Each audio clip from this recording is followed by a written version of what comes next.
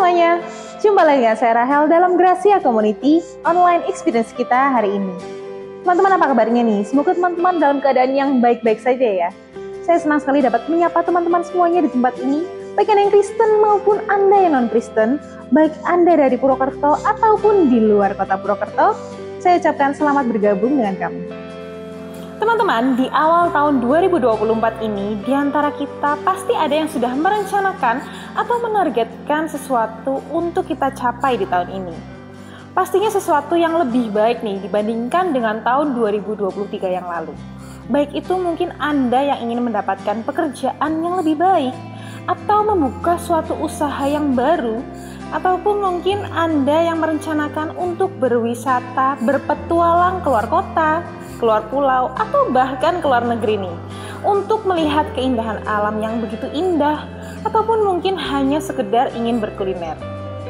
Namun tidak sedikit juga nih orang yang merencanakan di tahun baru ini untuk berusaha mengintrospeksi diri dengan cara mulai mengatur gaya hidup yang baru, juga dengan berolahraga untuk menjaga kesehatan, makan yang tidak berlebihan, berhemat, nggak berhutang, nggak bergosip, nggak baperan, dan mungkin ada juga nih yang ingin memulai pelayanan di gereja nih di tahun ini. Ataupun mungkin Anda yang ingin kembali hadir dalam ibadah, atau yang mau memulai untuk memaafkan, serta mengampuni dan berhenti untuk menghakimi, serta menjadi orang yang mau lebih mendengar lagi. Semua resolusi Anda di tahun ini pastilah baik, dan mungkin di antara Anda semuanya ada juga nih yang gak memiliki resolusi apapun, karena Anda menganggap setiap tahun sama aja kok tahunnya, hanya angkanya saja yang berbeda. Tapi satu hal, tahun 2024 ini Tuhan menyertai kita semuanya. Siapapun Anda, apapun keadaan Anda saat ini, kasih Tuhan tetap ada untuk Anda dan juga saya. Sebentar, Bapak Pendeta Robert Pasanda akan menyampaikan renungan firman Tuhan untuk kita semua. Dan setelah itu kita juga akan bersama-sama masuk ke dalam perjamuan kudus. Jadi Bapak Ibu dipersilahkan untuk menyiapkan anggur ataupun sirup dan roti ataupun biskuit untuk kita bersekutu dengan tubuh dan darah Kristus. Namun sebelumnya rekan saya Betty bersama dengan GCC Band akan menyanyikan sebuah lagu. Dan untuk informasi, tayangan khotbah dan pujian pada hari ini adalah rekaman ibadah minggu lalu. Jadi teman-teman jangan kemana-mana ya. Tetap stay di channel ini dan selamat menyaksikan. Tuhan Yesus memberkati. Berdiri bersama-sama kita nyanyikan Kaulah Kuatku, Kebanggaanku. Bersama-sama bertepuk tangan Bapak Saudara.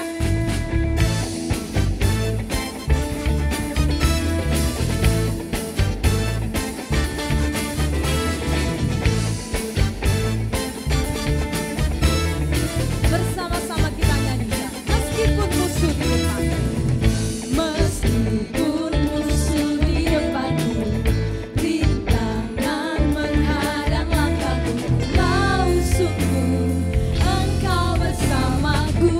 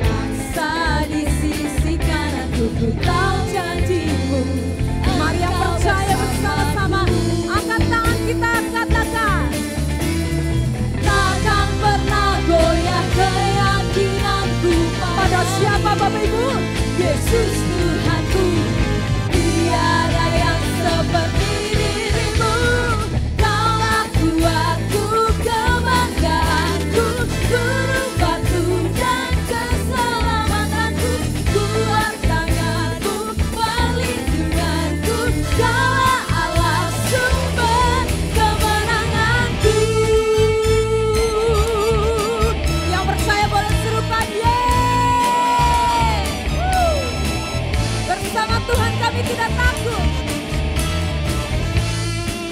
Bersama-sama kita katakan, takkan pernah goyah keyakinan pada siapa pun. Serukan, Yesus Tuhanku, tiada yang seperti dirimu.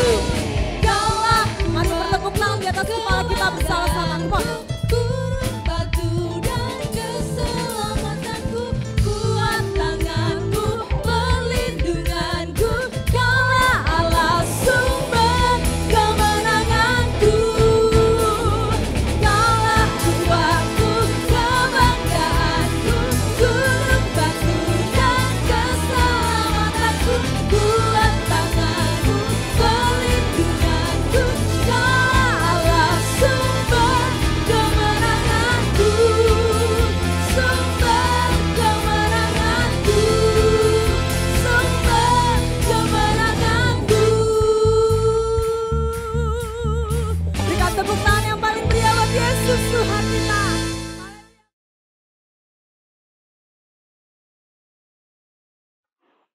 Selamat pagi Bapak Ibu, apa kabar?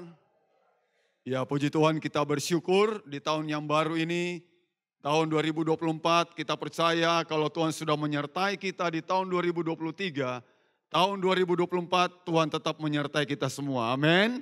Karena itu saudara, kita harus mencari Tuhan selama kita hidup.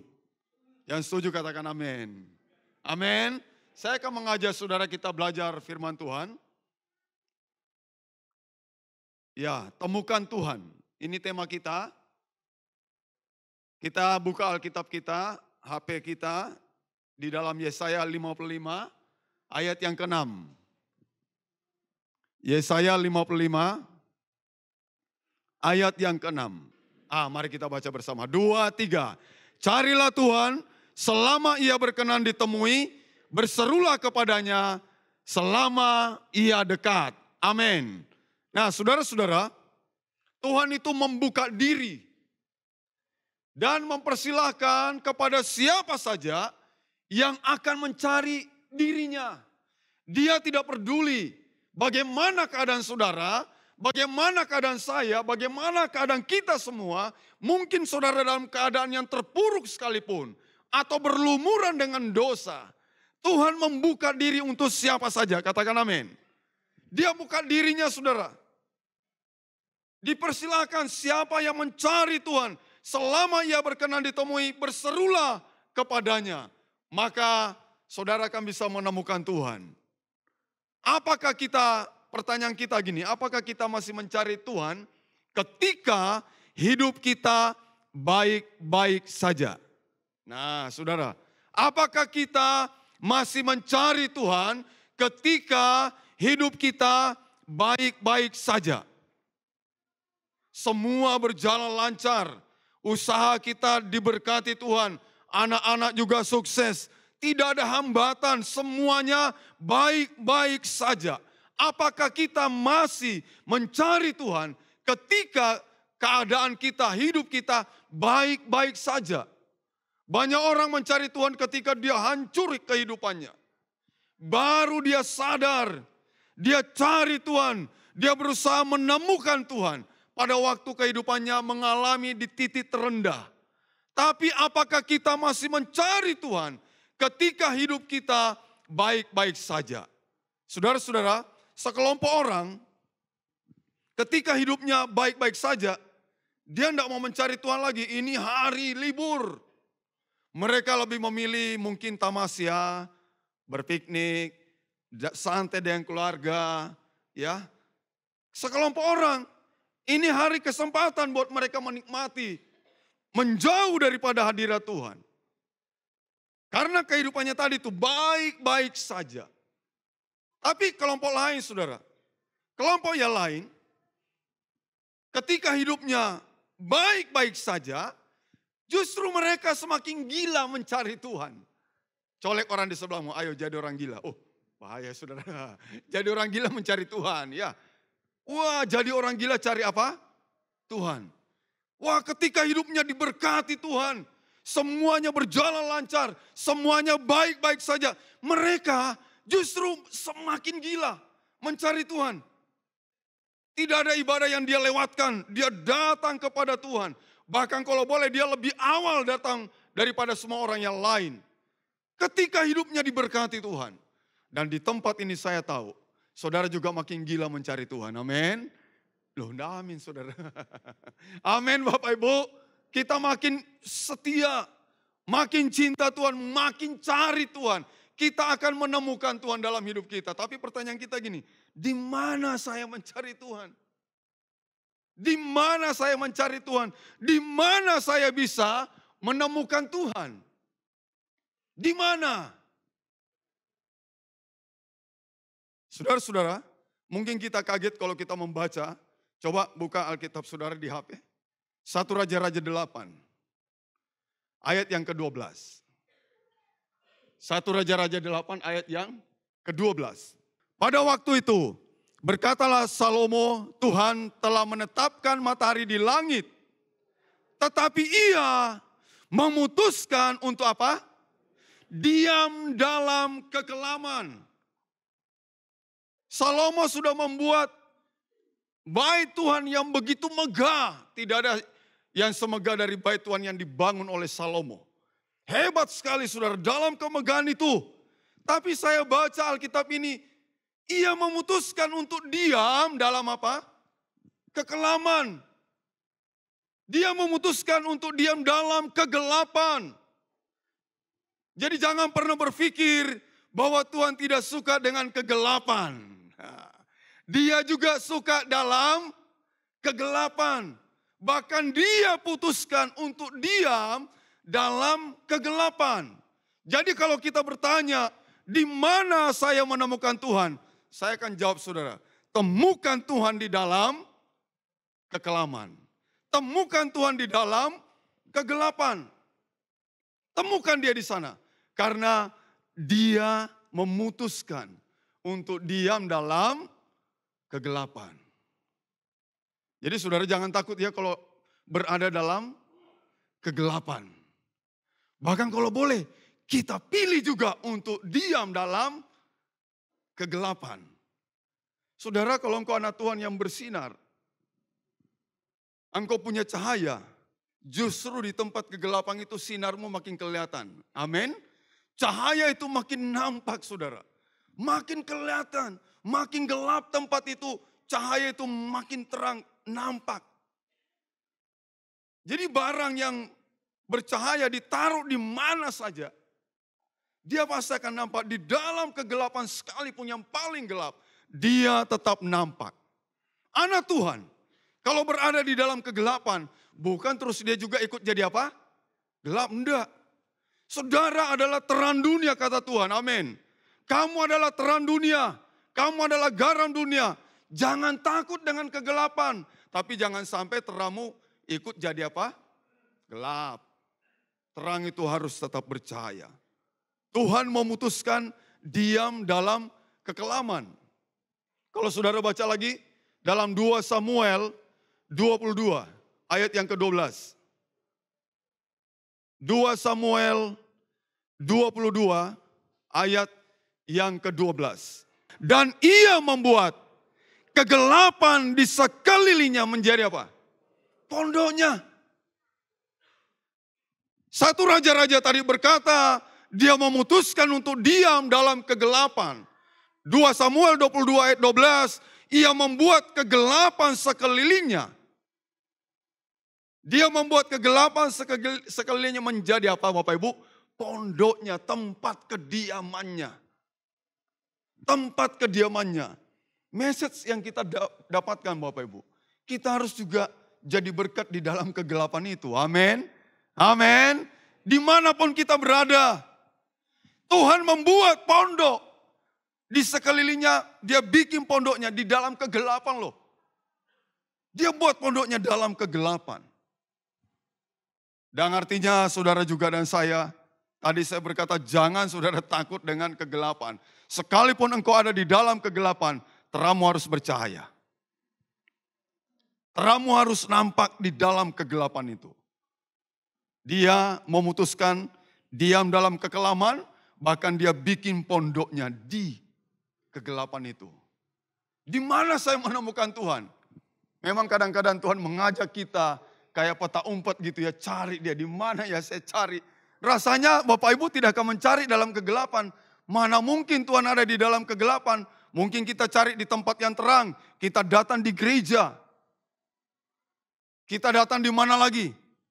Di tempat-tempat yang benar mungkin. Tapi rupanya Tuhan putuskan untuk diam di dalam kekelaman. Dia buat pondok sekelilingnya menjadi kegelapan itu. Dan saudara, kalau saudara baca lagi Mazmur 18 ayat 12. Mazmur 18 ayat 12.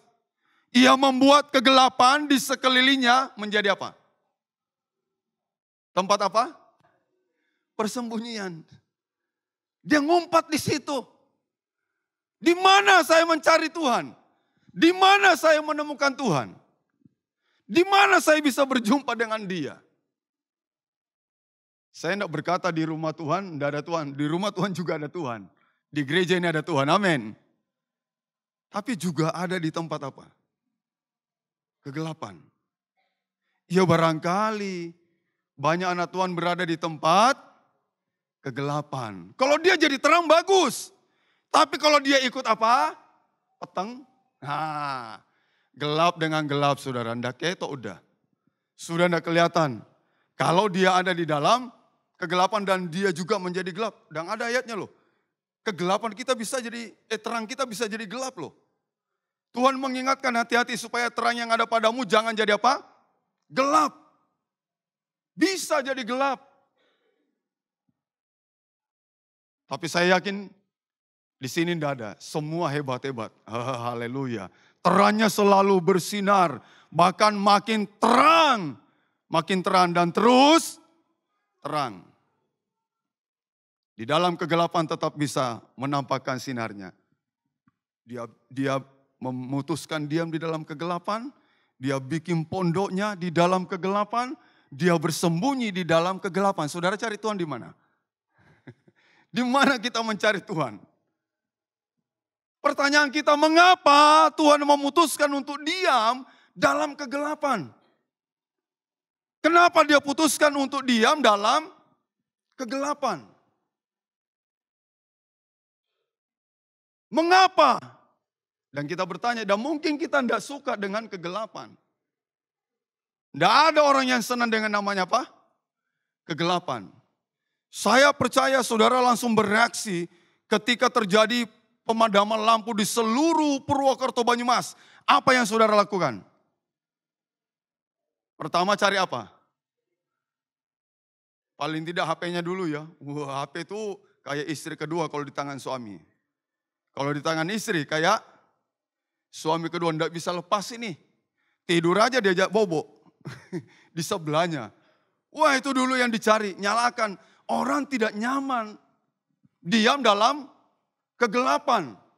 Orang tidak suka diam dalam kegelapan. Orang berjalan dalam kegelapan, orang bisa terantuk. Benar enggak? Kita bisa tersandung. Tapi aneh. Hari ini kita membaca bahwa Tuhan telah memutuskan. Dia memutuskan untuk diam dalam kegelapan. Kita tanya mengapa Tuhan memutuskan untuk diam dalam kegelapan. Padahal bagi kita kegelapan tadi tidak nyaman saudara. Orang berjalan dalam kegelapan tidak jelas arahnya mau kemana. Tidak jelas yang dituju. Dalam kegelapan saudara bisa bayangkan ketika Tuhan mendatangkan tula gelap gulita di Mesir. Ayat itu menulis tidak ada orang yang berani bergerak karena kegelapan itu. Semua orang terdiam yang di tempat tidur tidak berani turun. Dari tempat tidurnya gelap banget. Gelap banget. Orang tidak bisa melihat. Nah di situ Tuhan sembunyi loh di tempat kegelapan. Dia jadikan tempat apa? Persembunyian. Di mana saya mencari Tuhan? Jawabannya tadi, cari Tuhan dalam kegelapan. Haleluya. Dan temukan dia di sana. Karena dia sembunyi di sana. Dia bikin pondok di sana. Dia putuskan tinggal di sana. Dia bersembunyi di sana. Temukan dia di dalam kegelapan itu. Kalau engkau menemukan Tuhan luar biasa. Engkau juga berani berkata, aku juga mau putuskan diam dalam apa? Kegelapan. Aku akan bikin pondokku juga di dalam kegelapan. Aku juga akan bersembunyi di dalam kegelapan. Tapi jangan lupa saudara, engkau punya terang. Bercahaya di dalam apa? Kegelapan. Kita punya terang yang bercahaya di dalam kegelapan. Saudara-saudara, satu kali guru suruh anak-anak ujian menggambar. Ayo, ujian menggambar. Dikasihlah lembaran-lembaran kertas itu. Biasa orang kalau menggambar, yang digambar apa? Dari TK mungkin, SD, SMP, SMA, jangan-jangan mahasiswa juga. Gambarnya apa? Ada gunung. Terus ada apa lagi? Sawah, gitu kan? Kok yang pintar sedikit dia kasih burung terbang. Wah, yang lebih pintar lagi dia kasih tiang listrik. Di sawah itu ada apa? Tiang listrik. Ada yang lebih pintar lagi dia kasih petani sedang tanam, gitu-gitu. Semua gambar gitulah, dikumpulin. Tapi guru ini tertarik dengan satu gambar luar biasa. Dia lihat ini gambar yang biasa sebenarnya. Mau sebagus apapun ya gunung, matahari bersinar gitu-gitu ya. Gambarannya itu, tapi dia tertarik, dia panggil anak ini. Ini apa maksudnya gambar kamu? Saudara tahu gambarnya anak ini? Dia ambil spidol hitam, satu lembar itu dihitam semua aja. Semuanya hitam. Semuanya hitam. Dan gurunya tidak bisa melihat, ini apa yang mau diperiksa nih? Apa yang mau diperiksa? Semuanya hitam. Lihat ini gambar temanmu. Nampak semua. Anak itu dengan pedenya jawab, ibu tidak bisa lihat. Iya, memang lagi mati lampu bu.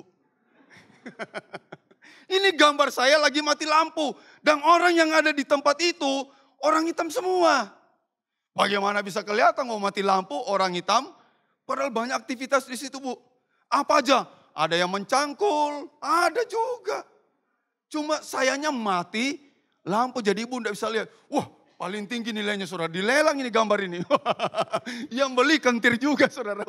Wah ini saya beli gambarnya, berapa harganya saya bayar. Padahal ini gambar apa nih, gini toh ini hitam gini, hitam aja. Kegelapan, tidak ada orang suka kegelapan. Pertanyaan kita tadi, mengapa kok Tuhan memutuskan tinggal dalam kegelapan? Kalau saudara baca Lukas 1, ayat 79. Kita baca Lukas 1 ayat 79. Lukas 1 ayat 79. Untuk menyinari mereka yang apa? Diam dalam kegelapan. Dan dalam naungan maut. Untuk mengarahkan kaki kita kepada apa? Jalan damai sejahtera. Tadi orang berjalan dalam kegelapan. Wah terantuk, tersandung. Tidak tahu kemana perginya. Tidak ngerti kemana arahnya. Ada di sana Tuhan saudara. Dia beri sinar kepada orang yang dalam apa? Kegelapan itu menyinari mereka. Mengarahkan kaki mereka.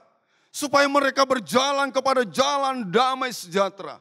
Tidak lagi berjalan tanpa tujuan, tanpa arah. Terbentur sana, terbentur sini, keluar dari benturan benjol KB kepalanya saudara. Tidak lagi. Ada Tuhan di dalam kegelapan yang menyinari. Jadi kalau Tuhan diam di dalam kegelapan, karena dari dalam kegelapan, Tuhan menyinari orang-orang yang ada di dalam kegelapan. Mengarahkan kaki kita kepada jalan damai sejahtera. Kalau engkau ada di dalam kegelapan, sinari orang-orang yang ada dalam kegelapan. Katakan amin. Kita tuntun mereka kepada jalan damai sejahtera. Mengapa Tuhan memutuskan diam dalam kegelapan? Karena dari dalam kegelapan, Dia akan menyinari. Dia berikan terangnya kepada orang yang ada di dalam kegelapan. 1 Petrus 2 ayat 9. Kamulah bangsa yang terpilih, imamat yang rajani, bangsa yang kudus, umat kepunyaan Allah sendiri. Supaya kamu memberitakan perbuatan-perbuatan yang besar dari Dia. Yang telah memanggil kamu keluar dari mana? Dari mana? Dari kegelapan kepada terangnya yang ajaib. Paulus berkata, dulu kami juga terhitung hidup dalam kegelapan. Tapi sekarang kami anak-anak terang. Tapi anak-anak terang pergi kemana? Kegelapan. Menerangi mereka yang diam di dalam kegelapan. Beri sinar kepada mereka supaya mereka bisa berjalan. Beri tuntunan kepada mereka supaya mereka bisa melihat Yesus di dalam hidup kita. Amin. Iya, saudara, bahwa kita adalah orang-orang yang sudah dipanggil Tuhan. Jadi Tuhan diam dalam kegelapan, karena dari dalam kegelapan Tuhan memanggil kita keluar. Ayo, ini terang. Sesudah kita punya terang, Tuhan bilang kita diutus Tuhan. Kamu sekarang terang dunia. Pergi sinari tempat-tempat yang apa? Gelap. Datang ke tempat-tempat yang gelap. Sinari kegelapan itu. Tuntun kaki mereka berjalan kepada jalan damai sejahtera. Mazmur 23 ayat 4. Kita baca lagi Mazmur 23 ayat yang keempat. Mazmur 23 ayat yang keempat. Sekalipun aku berjalan dalam lembah kekelaman. Nah, aku tidak takut bahaya sebab engkau besertaku. Gadamu dan tongkatmu itulah yang menghibur aku. Daud, saudara, berkata, kalau aku berjalan dalam lembah kekelaman di tempat yang gelap, dia bilang, aku tidak takut bahaya. Karena dia tahu, di tempat yang gelap itu, di situ ada Tuhan. Dia ngerti ada Tuhan di sana. Coba bayangkan Bapak Ibu, kalau Tuhan tidak diam dalam kekelaman, kalau dia tidak ada di dalam kegelapan, saat saudara berada di dalam lembah kekelaman, apa yang terjadi? Maka yang terjadi Anda akan mengalami ketakutan. Tapi bagi Daud dia berkata, aku tidak takut. Karena aku tahu di situ ada Tuhan. Di lembah kekelaman itu ada Tuhan yang siap menuntun aku. Ada gada, ada tongkat Tuhan. Haleluya. Saudara-saudara, jadi kalau kita berada dalam lembah kekelaman, di tempat kegelapan, tidak perlu kita takut seperti kata Daud. Karena ada Tuhan yang siap menolong kita. Haleluya. Tuhan itu terlalu besar dalam hidup kita. Amin. Ya, dia siap memberikan pertolongannya saat kita berada di titik terendah pun. Dia siap mengulurkan tangannya. Dia bilang, carilah aku. Siapa saja. Dia tidak milih-milih, oh ini yang saleh-saleh cari aku. Tidak. Siapa aja. Cari aku. Bahkan dia undang juga semua yang berletih lesu. Ayo datang kepadaku. Aku memberi kelegaan kepadamu. Ayo datang kepadaku. Loh, aku orang berdosa Tuhan. Tidak urusan bagi Tuhan. Dia berkata kepada penjahat itu, hari ini kamu bersamaku di Firdaus. Dia tidak melihat kamu orang jahat. Tidak. Tapi Tuhan bilang, hari ini kamu bersama aku. Hari ini juga kalau saudara mencari Tuhan, saudara menemukan Tuhan dalam hidupmu. Engkau akan merasakan tuntunan Tuhan dari hari ke hari. Engkau akan melewati hari-harimu bersama dengan Tuhan. Engkau enjoy menikmati hari-harimu. Karena ada Tuhan bersamamu. Ada gada Tuhan, ada tongkat Tuhan yang selalu memberikan penghiburan kepada kita. Dan kita tidak akan tersandung di dalam kegelapan karena ada terang Tuhan menyinari. Amin. Saudara juga harus menjadi terang di tempat kegelapan itu. Di tempat kegelapan. Saudara-saudara, peristiwa yang lain, Elia baru saja mengalahkan nabi-nabi Baal itu. Dia bantai 450 nabi. Tapi satu orang wanita yang namanya Isabel. Waduh, hanya ngomong ini Isabel. Seperti kamu begitukan nabi-nabiku, aku akan begitukan kamu juga. Diancam gitu aja Elia, nabi yang hebat, lari saudara. Lari ketakutan. Dia bersembunyi di mana? Di gunung. Di gunung. Dicari Tuhan. Elia, apa kerjamu di sini? Ya dia beralasan, wah Tuhan aku nabi satu-satunya yang benar ya dan sebagainya. Bukan itu jawabannya yang diharapkan Tuhan. Ditanya apa kerjamu di sini, harusnya jawab gini, aku sedang bersembunyi dari seorang wanita namanya siapa? Isabel, karena dia mengancam aku. Jadi aku lari. Dan saudara tiba-tiba terjadilah gempa yang hebat. Elia berpikir di situ ada Tuhan. Tapi ternyata tidak ada Tuhan dalam gempa yang hebat itu. Ada angin yang hebat juga menghancurkan. Gunung-gunung juga bisa dihancurkan. Angin yang hebat saudara. Dia pikir di situ juga ada Tuhan. Tidak ada juga. Ada api. Biasanya Tuhan juga menampakkan diri dalam api. Dia pikir di situ ada Tuhan. Tidak ada juga Tuhan. Di mana Tuhan? Di tempat-tempat yang hebat, yang spektakuler. Biasanya Tuhan ada. Pembuat mujizat. Tapi aku cari Tuhan, tidak ada di sana. Ada api menyala, tidak ada di sana Tuhan. Ada angin yang hebat, tidak ada. Ada gempa, tidak ada. Tiba-tiba ada angin apa? Sepoi-sepoi basah. Angin semilir aja. Baru Elia sadar, di sini ada Tuhan. Jadi saudara jangan pikir Tuhan itu saya temukan di tempat-tempat yang hebat ada mujizatnya. Tidak. Amin. Di kehidupan sehari-harimu, di tempat-tempat yang kita lewati, kita jalani sehari-hari. Mungkin hal biasa-biasa bagi kita. Tapi di situ ada Tuhan juga bersamamu. Tidak selalu harus mujizat baru ada Tuhan. Tidak. Dia buktikan kepada Elia. Dan Elia kecelek. Wah, tidak ada Tuhan ya. Di mana saya menemukan Tuhan?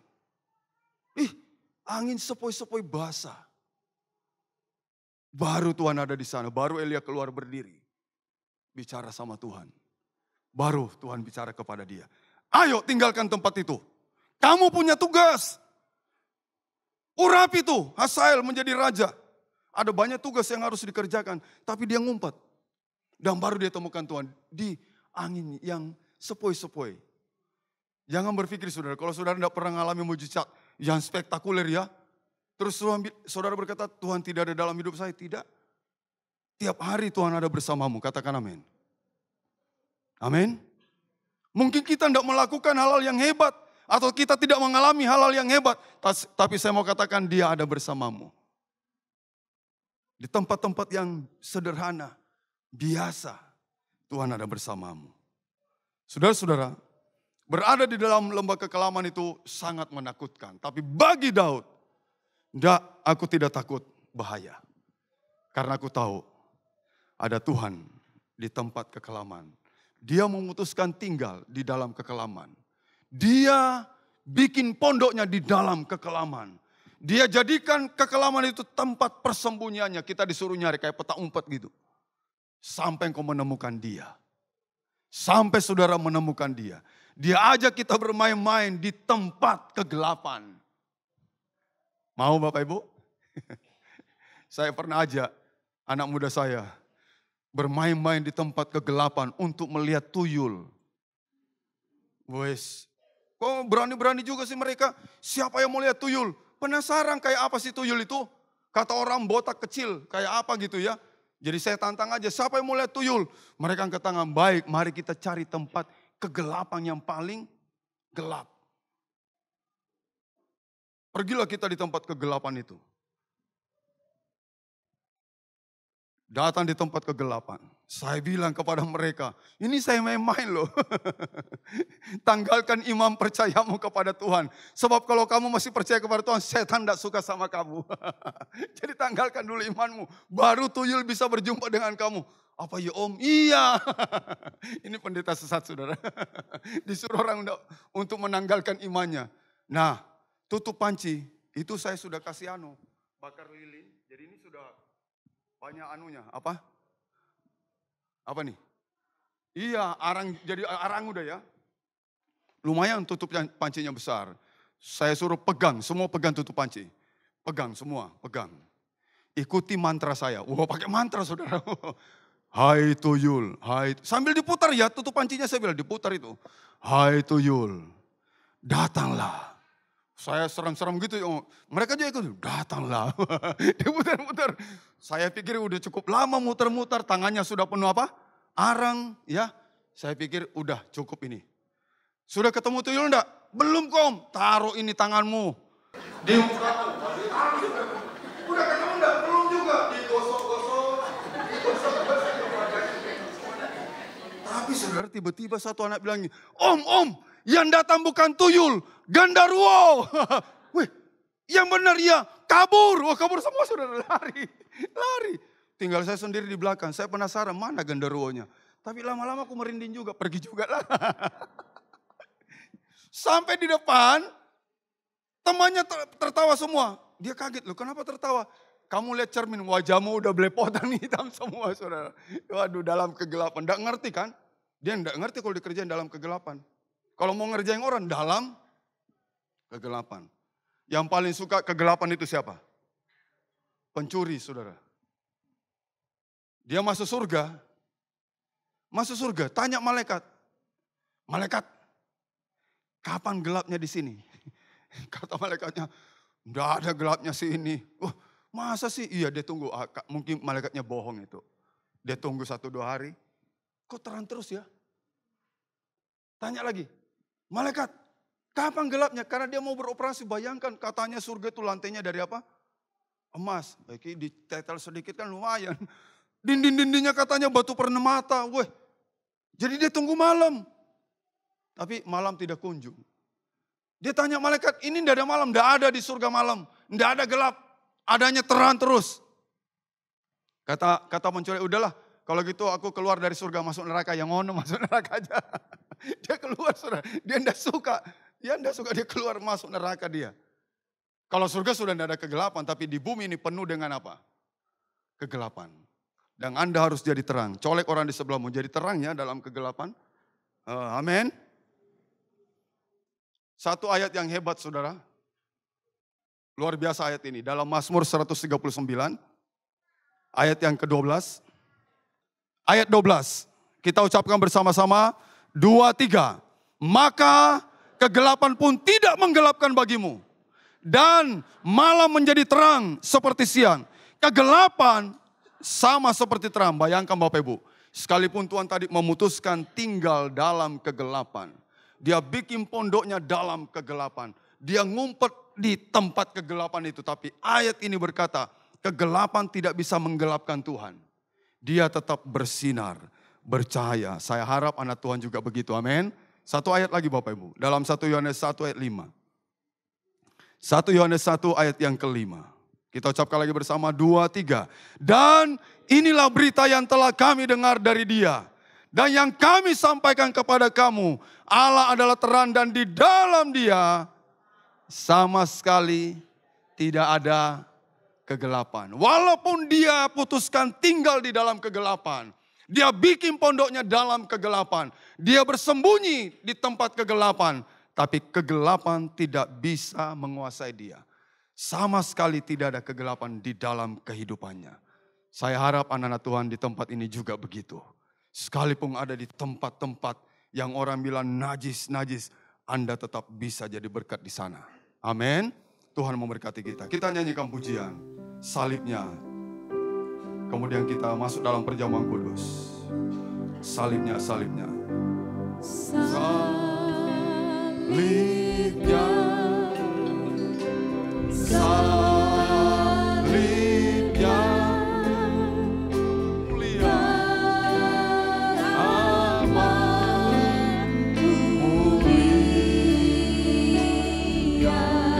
Dosaku disucikan.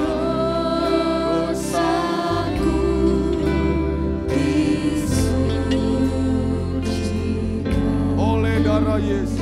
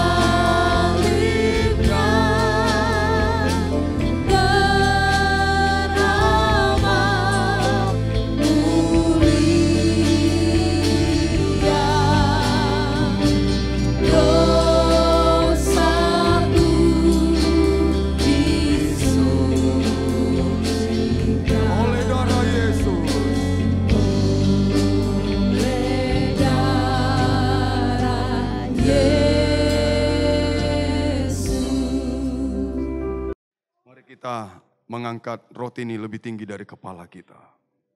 Arahkan mata hatimu kepada Tuhan Yesus yang begitu mengasihimu, yang mencintaimu, yang merelakan nyawanya untuk menebus dosa-dosa kita.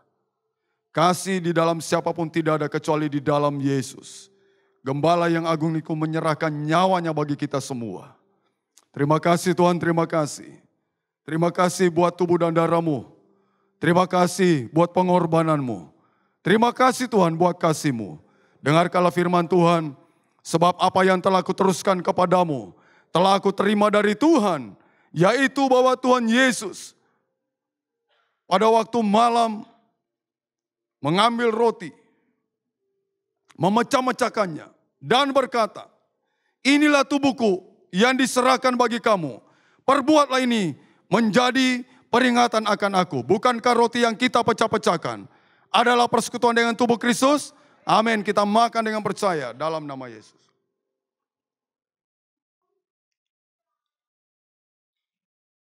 Mari kita angkat cawan ini lebih tinggi dari kepala kita. Haleluya. Darah yang kudus yang akan menguduskan hidup kita. Darah yang kudus yang akan mengampuni hidup kita. Darah Yesus yang akan memulihkan hidup kita. Dengar firman Tuhan. Demikian juga ia mengambil cawan. Sesudah makan lalu berkata, cawan ini adalah perjanjian baru yang dimateraikan oleh darahku. Perbuatlah ini setiap kali kamu meminumnya menjadi peringatan akan aku. Sebab setiap kali kamu makan roti ini dan minum cawan ini, kamu memberitakan kematian Tuhan sampai ia datang. Bukankah cawan pengucapan syukur yang atasnya kita ucapkan syukur adalah persekutuan dengan darah Yesus? Amin. Kita minum dengan percaya dalam nama Yesus.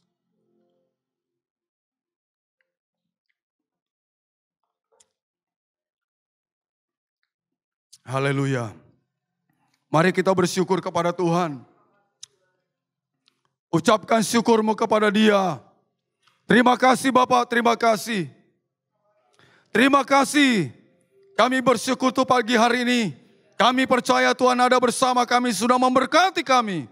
Pujian kami, penyembahan kami, korban-korban kami. Firman-Nya sudah kami dengar. Bahkan tubuh dan darah-Mu memberkati kami semua. Kami percaya Tuhan, berkat-Mu turun atas kami di tahun yang baru ini. Kami yakin Tuhan bersama kami. Tuhan tidak pernah meninggalkan kami. Tangan-Mu perkasa memegang kami. Sehingga ketika kami lemah, Engkau menguatkan. Ketika kami susah, Engkau beri penghiburan. Ketika kami sakit, Engkau sembuhkan. Ketika kami kekurangan, Engkau beri kecukupan. Ketika kami menghadapi berbagai macam masalah, Tuhan berikan jalan keluar bagi setiap masalah kami. Terima kasih Bapak, terima kasih. Kami bersyukur ya Bapak pagi hari ini. Engkau memberkati setiap anak-anak-Mu yang datang pagi hari ini. Kami yakin saat kami masuk dalam rumah-Mu kami diberkati Tuhan. Kalau sebentar kami keluar dari rumah-Mu kami juga diberkati Tuhan. Baik waktu kami masuk maupun waktu kami keluar dari rumah-Mu, Engkau memberkati kami. Karena itu saudara-saudara, angkatlah kedua tangan-Mu dan marilah kita pulang bersama-sama. Tuhan memberkati engkau dan melindungi engkau. Tuhan menyinari engkau dengan wajah-Nya dan memberi kasih karunia. Tuhan menghadapkan wajah-Nya kepadamu dan memberi damai sejahtera. Anugerah Tuhan Yesus Kristus, cintalah Bapa dan persekutuan Roh Kudus menyertai, memberkati mulai hari ini dalam setiap rumah tangga saudara, di dalam kehidupan pernikahan saudara, di dalam usaha saudara, dalam pekerjaan saudara, dalam pendidikan anak-anak saudara, bahkan apa yang dikerjakan oleh tangan saudara, semuanya dibuat berhasil dan diberkati Tuhan. Dan berkat itu kekal sampai Maranatha. Tuhan Yesus datang kedua kali menjemput kita dan membawa masuk dalam kemuliaan-Nya. Terimalah berkat ini dengan penuh ucapan syukur. Sama-sama kita katakan dalam nama Tuhan Yesus Kristus, Juru Selamat kami. Kami sudah berdoa. Amin.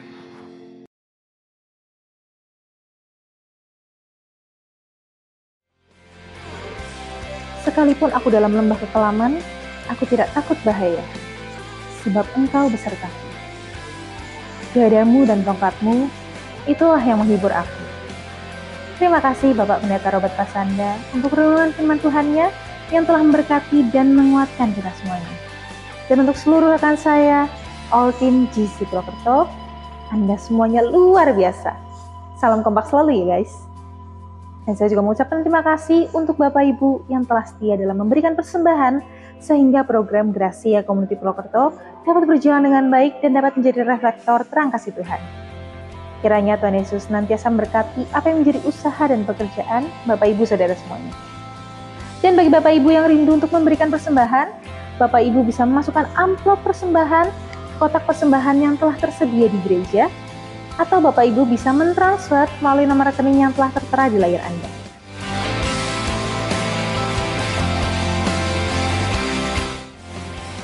Saya Rahel, sampai jumpa dalam online experience kita Jumat depan. Tuhan Yesus berkati.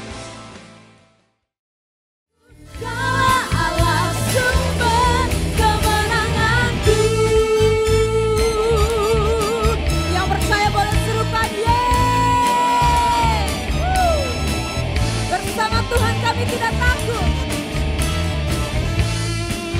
Bersama-sama kita katakan, takkan pernah goyah keyakinan pada siapa pun. Serukan, Yesus Tuhanku, tiada yang seperti dirimu.